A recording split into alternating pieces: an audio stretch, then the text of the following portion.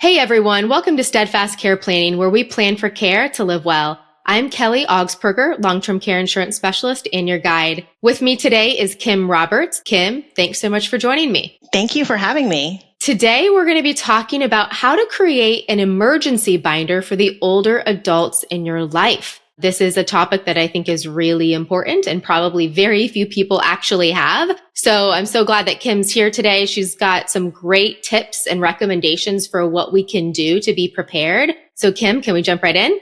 Absolutely. Okay, cool. So Kim, I know that a lot of adults often become involved with their aging parents' healthcare and non-medical needs. And I know that you strongly believe, and I do too, that people need to have an emergency binder or something to be prepared for their aging parents because there's so much information that we probably don't know about them, but need to know. So will you tell us, why is this so personally important to you? Well, thank you, Kelly. I think anything in life, when you have a plan, it always turns out better. And I am a caregiver for my mom. That was not my plan. That wasn't necessarily her plan. The way that it kind of started out is I was traveling back and forth from Florida to Ohio. I would come in about every 6 weeks to handle situations.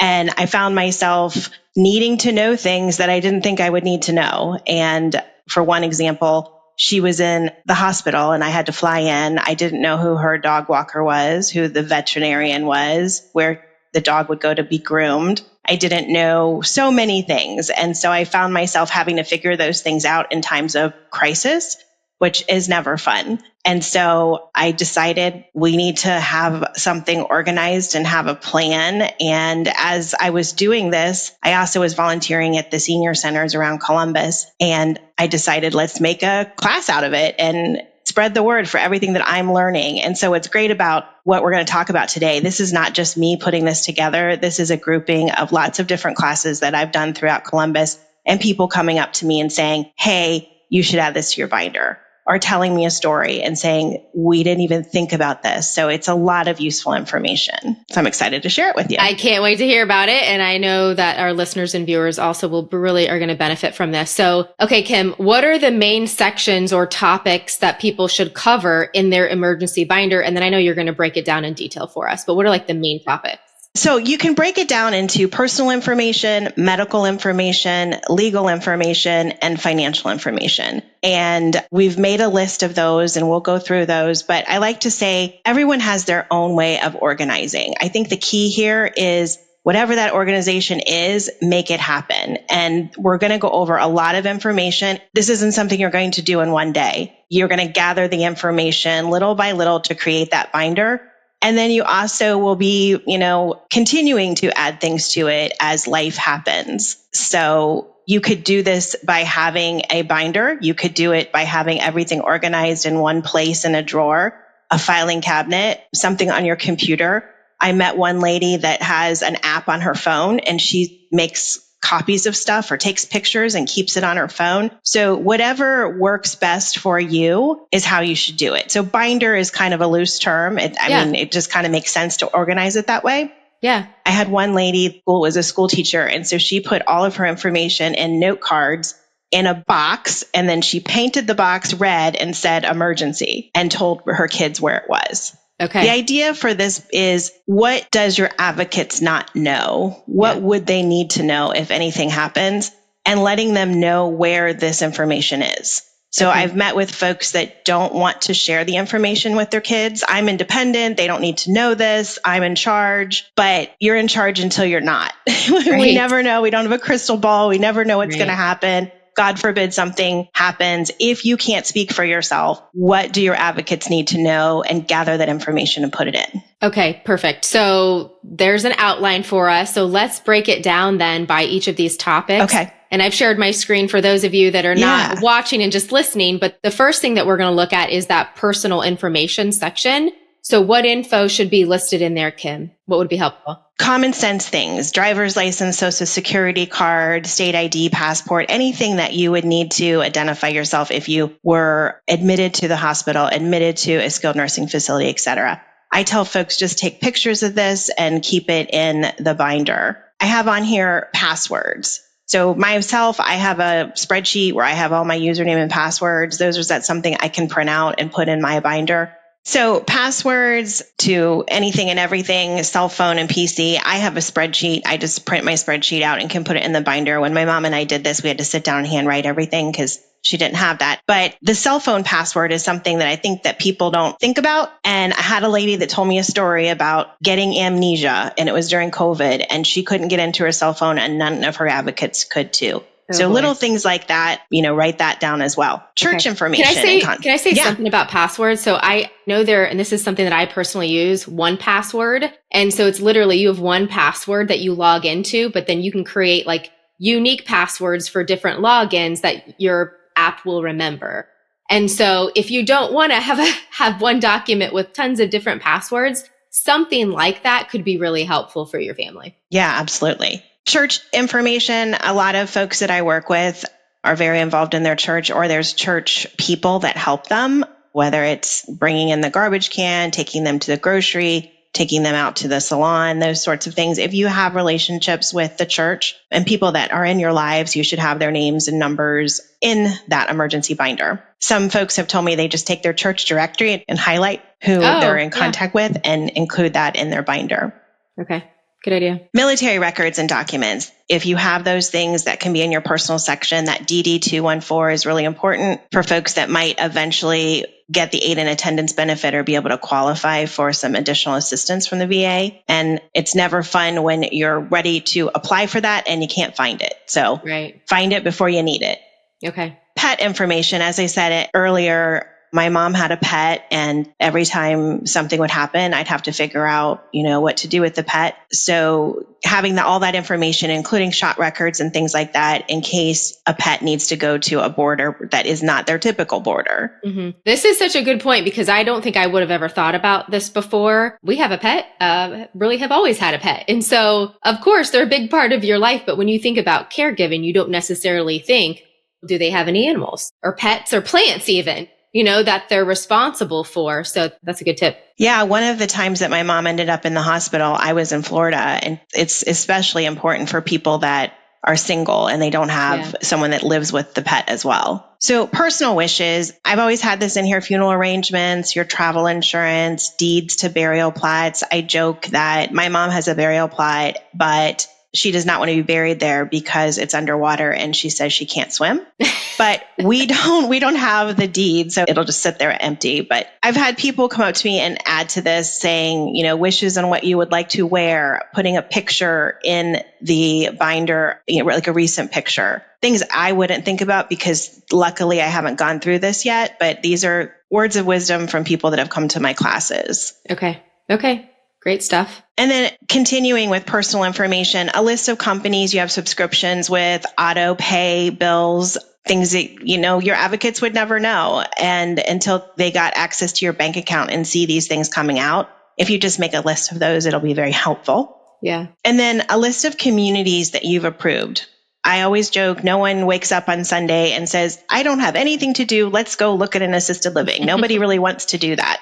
But I encourage folks to look in advance. If you had to go to rehab, where would that rehab be? If you needed a supportive environment like an assisted living, you want to be able to make those choices before someone's making them for you. So go tour different communities and see which ones you like, dislike. Talk to friends and neighbors and people at church that have had good experiences. They're not all the same and they're constantly changing. So it's important to know what's out there. The other thing I like to tell folks about rehab is if you live on one side of town and your kids live on the other side of town, you're going to want to choose a rehab that's close to your advocates. Right. So look at the ones close to whoever's going to be visiting you and advocating for you to make sure that they take your insurance and that you like the place. When you are discharged from a hospital, the social workers are just going to hand you a list typically and say, these are the places that are available, or this is the one that accepted you. So do your research and have those lists on there. And home care companies as well, right? Home care agencies. Yeah. So home care companies too. If you've had one and you really like it, have them listed and who they are, because again, you have patient choice. And a lot of times folks don't tell you that. They just discharge you with another company. And if you had a home health company that you like,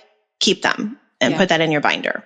Yeah. So a list of people that might come in and out of the house, cleaning companies, landscapers, handymen, etc. I one time was staying here in the Columbus area when I was still living in Florida. My mom was in the hospital and the cleaning ladies walked in on me because I didn't know to call them and tell them we didn't need them. So Yeah. if you have people that have access to your house, have a list of who those people are. Also, place where you put your keys and label your keys. So I'm sure that a lot of us have that junk drawer where it's full of all kinds of junk, including keys that don't have labels. Yeah. So this is where I tell folks the emergency binder can be for not just paperwork. If you have keys to a shed, to a back door, to a mower, extra set of keys for the car, they're not always going to fit in the binder, but label them and put in the binder where are all the keys so that you know where they are and you have them. Or even key codes. I know personally, like we have key code on our side door instead of an actual key. So I'm going to have to add that to my list, Kelly. I didn't have that one on there. Yeah. Like how do you even get in the house? If you don't have the key, well, you got to know the code.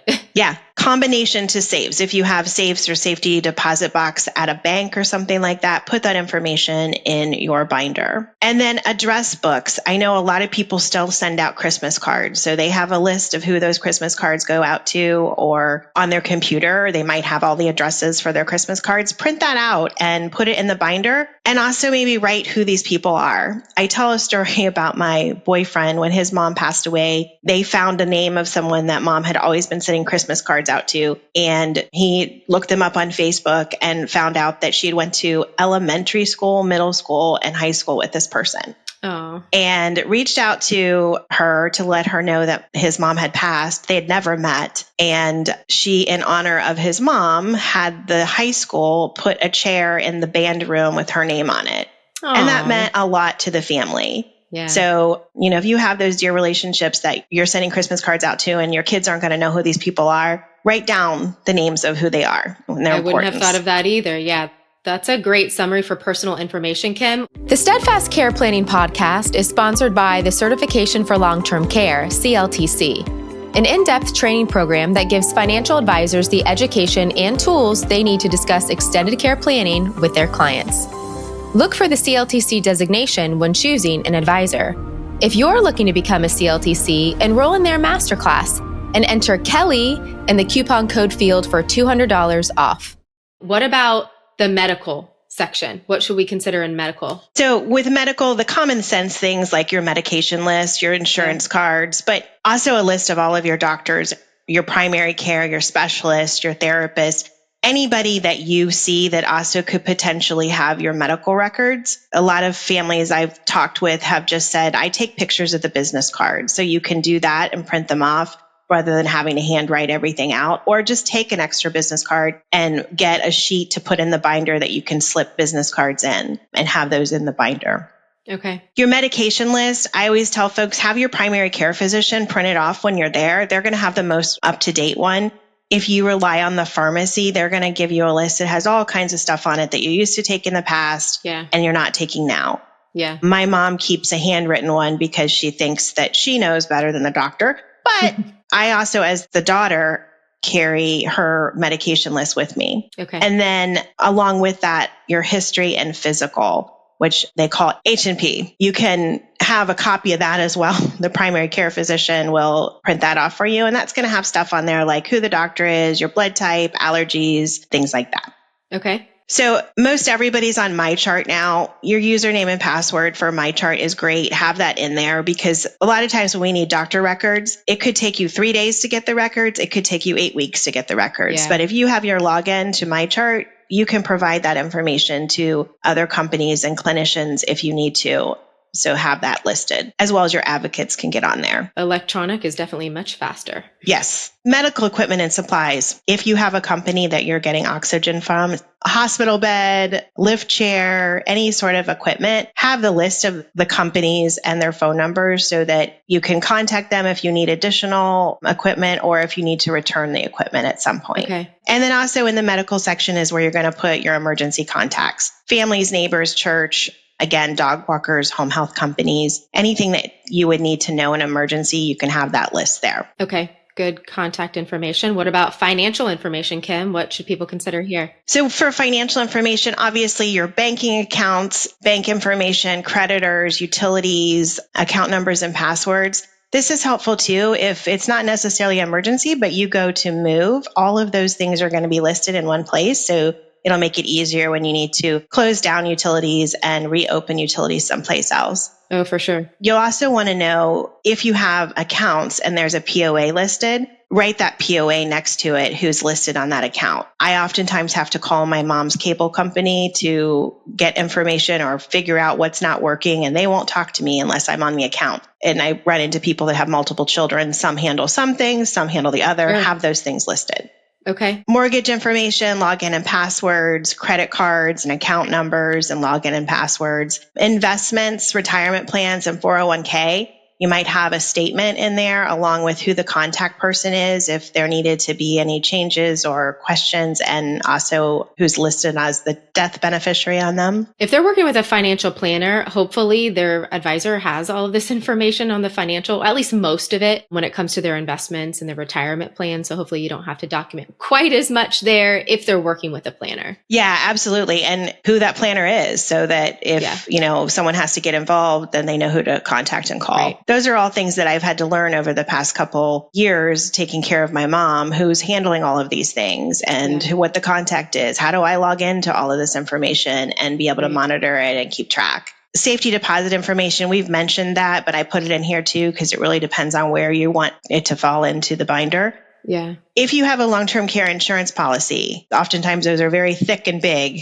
Either have a copy of that in there or, a note of this is where it is in our drawer in our office on the right-hand side. And then also know if you have a long-term care insurance policy, that's great. Don't wait until you need to use it to know what it says. What are your waiting periods? What are your number of deficiencies that need to happen? Does it cover home care and assisted living, or does it just cover assisted living? And if so, what are those dollar amounts? As we know, healthcare is becoming more and more expensive, so it's good to know what your coverage is before you need it. Absolutely. You do not need care in order to know what you have. Yes. In your drawer, in your office, wherever it is. Yeah. Well, and so many people buy these policies years and years and years Decades. ago, and they've had them and they haven't thought about them. Oh, no. Yeah. They don't remember what they have. So it is a good idea to kind of stay up to date on, I just need a little refresher on what I have, and let your kids know what you have and where. In my previous career, how I would sit down with families that were moving their loved one into assisted living, and they would know nothing about mom's finances or nothing about, I think there's a long-term care policy, but we can't find it. Right. And I would have people that would come in with a box full of paperwork, and we'd weed through it to find out this information. And then I would have the person that comes in with the notebook and just starts flipping through and knows where everything is. So we want to make everyone that person. Totally. When crisis happens. Organization is so helpful. Yeah.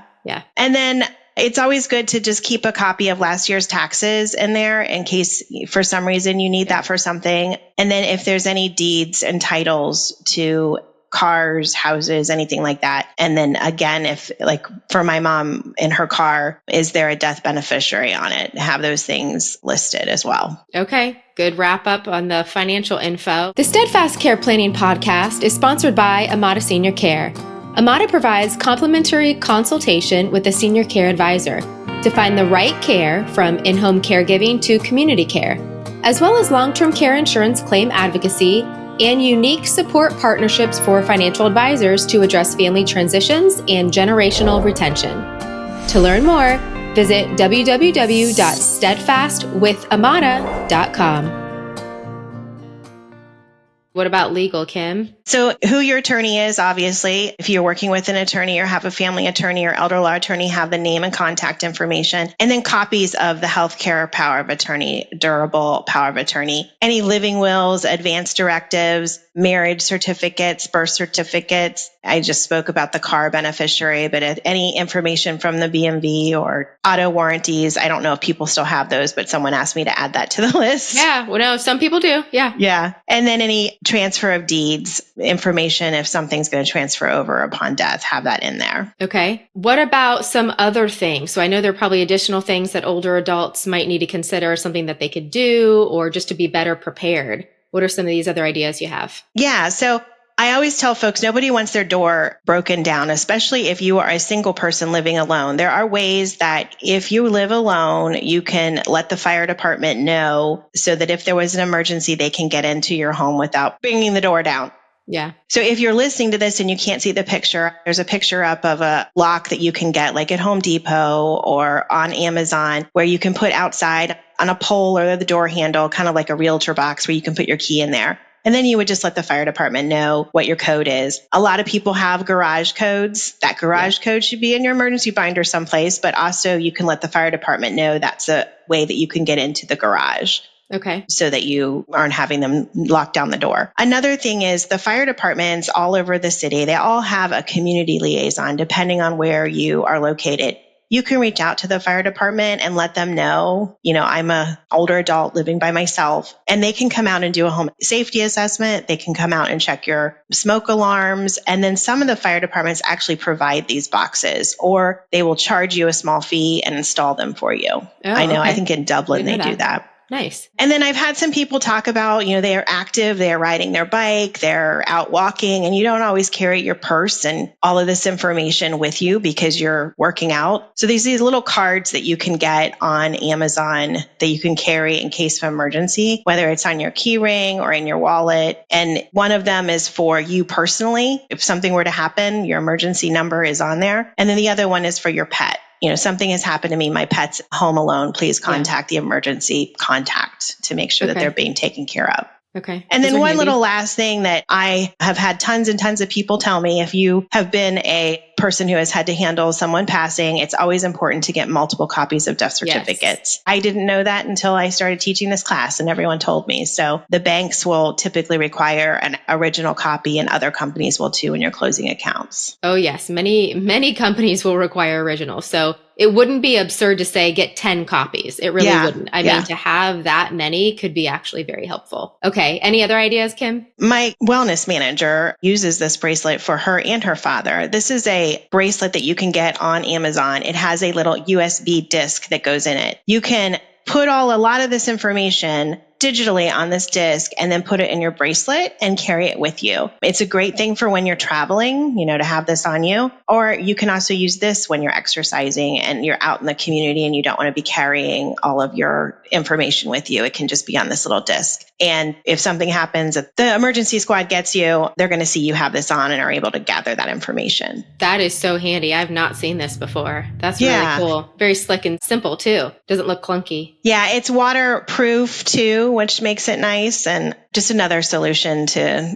be prepared and safe while you're out and about. Well, Kim, that's a lot of really helpful, great tips that you just gave. And so hopefully, if you're listening, if you're watching, you were able to take some notes, but feel free to rewind and go back and get some of those available. But I think Kim is even going to share this with consumers who are, hoping to create some kind of an emergency binder. You have like a list, right, Kim, of here's some of the things. So you can reach out to Kim. Well, Kim, thank you so much for your time today and your expertise. Thank you. This was fun. I think people probably learned a lot and have some work to do. Yeah. One more thing. I always I said at the beginning, this is a lot of stuff to put together. I've had ladies that have said, let's do it as a book club, where they get together, they socialize, and they put it together as a group social event where they're working on their binders. Yeah. And you could even do this over a couple of months or something like that, right? Like get together like once a week or once every 2 weeks and have dinner and bring all your stuff and start writing stuff down and documenting things. And then that way, hopefully it's a little less painful doing it by yourself. Yeah. And it also could be done for families, not just the older adult population. For sure. I mean, think about if you have kids, how much information you have on them. For sure. No, yeah. This is not just specific to older adults. It might be the most pressing for older adults, but certainly, could be helpful for all ages. Well, Kim, thank you again. Really appreciate it. Have a great day. Thank you. You too.